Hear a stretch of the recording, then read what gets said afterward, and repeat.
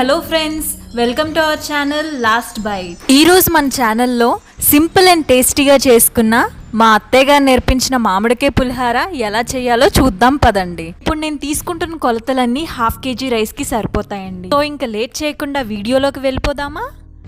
ముందుగా స్టవ్ మీద కడాయి పెట్టుకొని 5 టేబుల్ స్పూన్ల ఆయిల్ వేసుకొని ఆయిల్ హీట్ అయ్యాక కొంచెం ఆవాలు, మినప్పప్పు, పచ్చిశనగపప్పు, పల్లీలు, జీలకర్ర వేసుకొని బాగా వేయించుకోవాలి.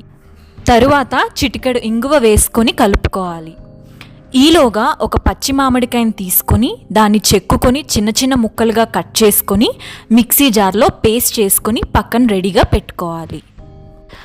ఇప్పుడు వేగుతున్న దాంట్లో ముందుగా పచ్చిమిర్చి, ఎండుమిర్చి, అల్లం, కరివేపాకు వేసుకొని బాగా వేయించుకోవాలి.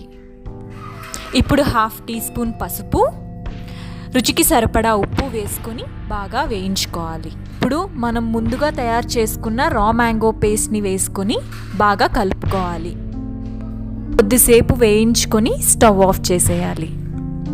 మనం తయారు చేసుకున్న రా మ్యాంగో పేస్ట్ మనం 2 months వరకు స్టోర్ చేసుకోవచ్చండి. డీప్ ఫ్రీజర్లో పెట్టుకొని మనకు అవసరమైనప్పుడు యూస్ చేసుకొని మామిడికాయ పులిహోర చేసుకోవచ్చు. ఇప్పుడు ఈ చల్లార్చిన మిశ్రమంలో మనం ముందుగా ఉడికించి చల్లార్చిన రైస్ని వేసుకొని బాగా కలుపుకోవాలి.